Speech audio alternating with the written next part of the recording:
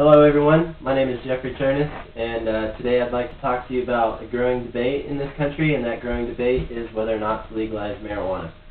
I'd like to start out by being honest with you and saying that I have smoked pot in the past, and a lot of the people that are pro-marijuana legalization are people that smoke pot or currently smoke pot. I, on the other hand, do not smoke pot because it is illegal and I don't want to get in trouble for it.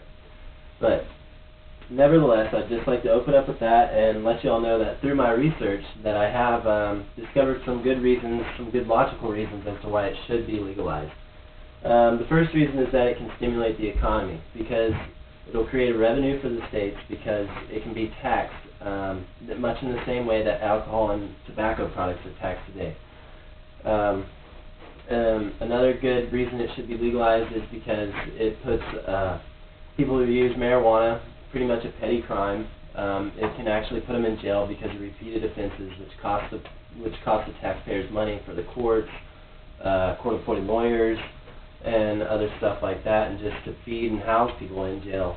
And it's really pointless to stick marijuana users in there. They generally don't. It's non-violent crimes. Another good reason it should be legalized is because it can also stimulate the economy in other ways because the plant hemp that is from the same family as marijuana, they're finding out that it can be used in lots of different ways. It can be used to make clothing, rope, different construction materials, textiles, and the main one is that it can be used as a biofuel. Right now we're operating off fossil fuels. These fuels, they run out eventually. They don't come back. Once the well is dry, it's done. It makes us very dependent upon other countries for our oil necessities. The oil, think about the Gulf spill right now in the Gulf of Mexico, all the ecological disasters that it's had.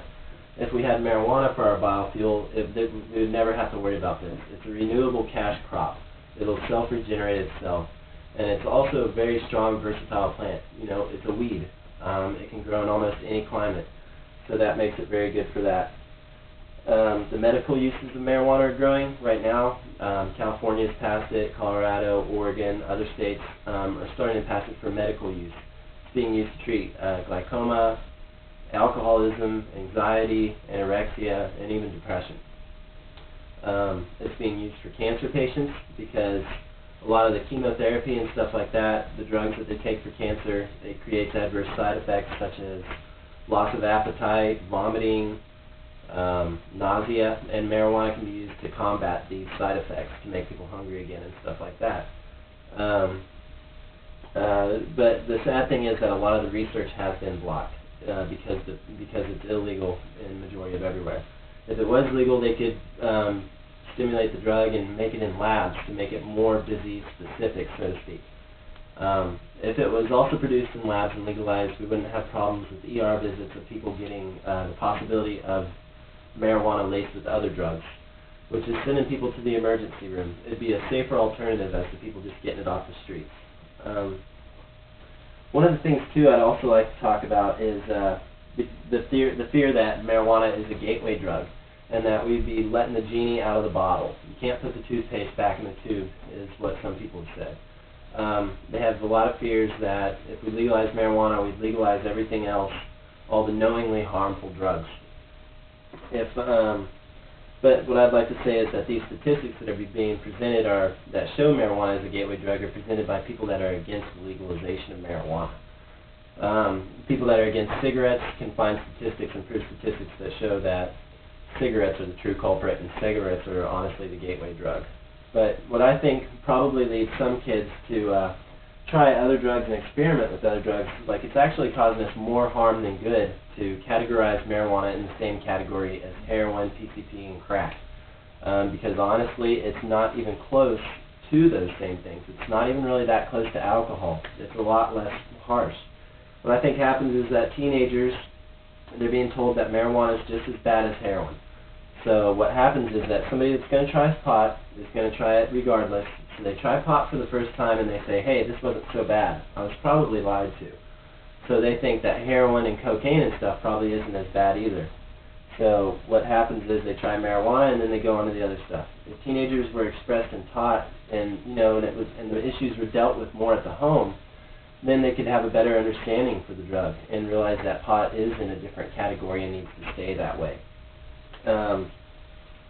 I would also like to talk about the effects of alcohol. Alcohol is a legal drug, but it has a lot of problems. It has DUIs, there's MAD, Mothers Against Drunk Driving, and the panels are just full of people that have lost loved people because of alcoholism. Jails are full of people with alcoholism, DUIs, everything else.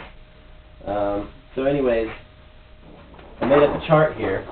This chart is taken from, it was put out by the U.S. government. What it is a bunch of statistics from the National Institute on Drug Abuse. And what it is the American annual death rates here in America. And what I'd like to point out is, at the highest, they consider tobacco a drug, which it is. It's a mind-altering substance. But annually we have 400,000 deaths each year associated with tobacco. Coming up second, alcohol, legal. Tobacco and alcohol are both legal. Alcohol comes in second with 200,000 deaths annually. What we have here on this one is all the legal and illegal drugs combined, just lumped up into one large category. So this would include your Oxycontin, your Xanax, and everything else that is actually prescribed causing death. But anyways, those deaths come up to 20,000 a year, way less than alcohol, way less than tobacco. And these are your legal and illegal drugs. So all the heroin overdoses and cocaine overdoses combined still don't equal alcohol. Caffeine, a lot of people don't consider it a drug, but it is. 2,000 deaths are reported from the use of caffeine, people having heart attacks and such. Aspirin, completely legal. Over-the-counter medicine, don't even need a prescription for, has 500 deaths related to it. And I marked 0 here. If you can see the little green bar, just a tiny little sliver, it's marijuana with 0 deaths reported. And that's because, it really struck me, it's because it's really not a harmful drug. It's really low-class substance, way less than any of these other things. So I really thought that kind of spoke volumes to me, and hopefully you as well. In conclusion, I would just like to say that in conclusion, I'd like to say that the current prohibition on marijuana is really holding us back as society. It's sending the wrong impression to a lot of people, older adults, younger children. There's a lot of economic benefits and the medical benefits that we're completely missing out on because it's remaining illegal. We could really move forward together as a society with a better discernment and a better understanding of this drug, and make progress together towards the future. Thank you, and I respect your time. God bless.